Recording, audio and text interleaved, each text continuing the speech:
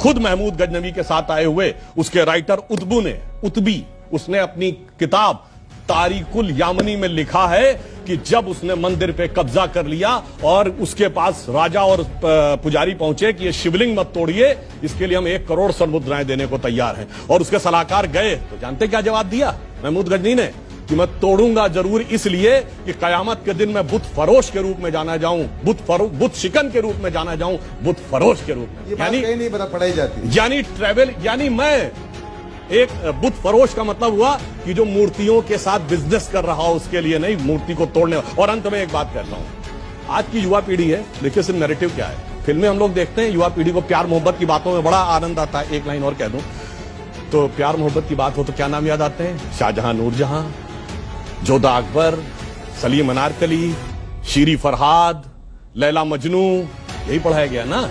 जबकि एक मुगल बादशाह बताइए जिसकी 1 दर्जन से कम ऑफिशियल बीवियां रही, और एक भी बादशाह बताइए ऐसा कैसा प्यार था तो 10-10 के साथ एक स्त्री के प्रति समर्पित निष्ठावान प्रेम का प्रतीक 3 पीढ़ियों से हमारे दिमाग में ऐसे भर दिया गया कि बच्चे से पूछिए तो उसे यही याद आता है। इसे कहते हैं एजेंडा, और एजेंडा सिर्फ एक तरफ नहीं था। इंडिया गेट के सर्किल पे घूम जाइए, बाबर रोड, हुमायूं रोड, अकबर, वो सब तो अलग है, आपको मानसिंह रोड भी मिल जाएगी मगर राणा प्रताप रोड नहीं मिलेगी। 1949 में जब वहां मूर्तियां प्रकट हुई तब गवर्नर जनरल थे भारत में, सरकार कांग्रेस की थी, और उसको रोकने के लिए उत्तर प्रदेश के, तब यूनाइटेड प्रोविंस था, मुख्यमंत्री गोविंद बल्लभ पंत स्वयं गए थे और फैजाबाद के डिस्ट्रिक्ट मजिस्ट्रेट ने उनको रोक दिया था, क्योंकि तब तक संविधान लागू नहीं था, तो मुख्यमंत्री से ज्यादा पावर डिस्ट्रिक्ट मजिस्ट्रेट की, वो भी कांग्रेस थी। 1966 में सेवक संतों पर गोली चलवाने वाली भी कांग्रेसी थी। 1976 में जब आर्कियोलॉजिकल सर्वे के एक्सकवेशन में 8 खंबे निकल आए थे तो उसको रोक देने वाली भी कांग्रेस थी। 1988 में जब हम भारत माता एकात्मता रथ चला रहे थे तो वीर बहादुर सिंह सीएम थे, उसे रोकने वाली भी कांग्रेस थी। 1990 में कार सेवकों के हत्यारे मुलायम सिंह की सरकार को समर्थन देकर बचाने वाली भी कांग्रेस थी। 1992 में यह कहने वाले कांग्रेस के प्रधानमंत्री थे कि हम बाबरी मस्जिद दोबारा बनाएंगे, और 2007 में कोर्ट में हलफनामा देके ये कहने वाले कि राम तो काल्पनिक थे, राम सेतु के मुद्दे पे वो भी कांग्रेस थी। मंदिरों में जाते हैं छेड़खानी करने के लिए वो भी कांग्रेस थी। हिंदू आतंकवादी वो भी कांग्रेस थी। इसीलिए कहा गया है अंदर से मैलो हियो बाहिर रूप अनेक, नारायण तासो भलो कौआ तन मन एक। इन्होंने कहा था कि दीपावली फिजूल खर्ची है। मैं बताता हूं दीपावली करना क्यों आवश्यक।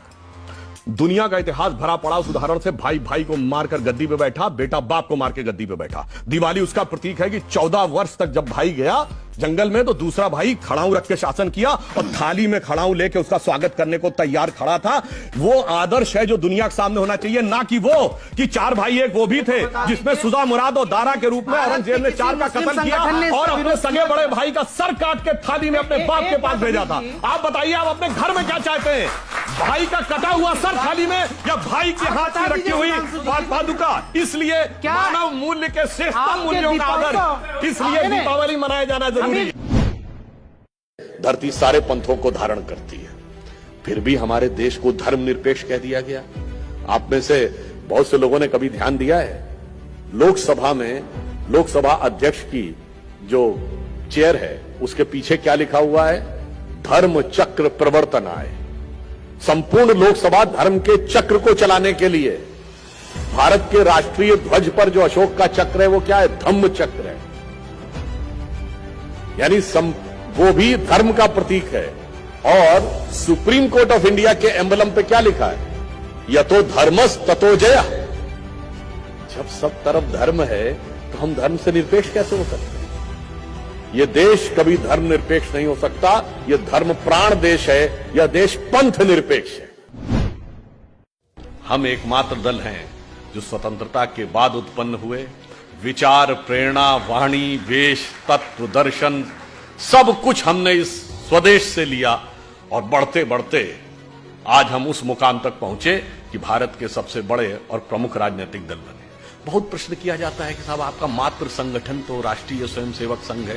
हम कहते हैं मात्र संगठन राष्ट्रीय स्वयंसेवक संघ है। हमारे अधिकांश नेता संघ से आए, अधिकांश नेता संघ के पदाधिकारी रहे, हमारे दोनों प्रधानमंत्री संघ के प्रचारक रहे। परंतु जो सवाल हमसे पूछते हैं, और संघ के संस्थापक डॉक्टर केशवराव बलीराम हेडगेवार थे, मैं प्रश्न पूछना चाहता हूं जो हमसे पूछते हैं कि आपका मात्र संगठन कौन, तो मैं पूछना चाहता हूं आपका मात्र संगठन कौन? कांग्रेस का संस्थापक कौन? एलन ऑक्टेवियम ह्यूम, ब्रिटिश सरकार का सेक्रेटरी। तो आपका तो मात्र संगठन ब्रिटिश सरकार हो गई।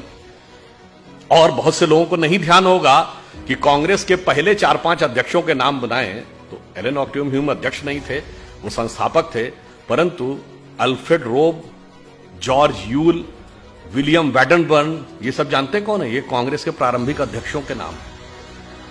और इतना ही नहीं, 1910 का वह वर्ष जिस वर्ष में वीर सावरकर को 2 जन्मों के काला पानी की सजा, 2 जन्मों के कारावास की सजा हुई, उस 1910 के वर्ष में कांग्रेस का अध्यक्ष William Wedderburn secretary government of India था।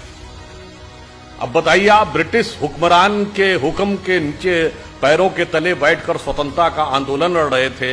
इसलिए भाई, अपने मातृ संगठन, तुम्हारा मातृत्व भ्रातृत्व कहां था, यह देख लिया जाए तो दूध का दूध पानी का पानी हो जाता है।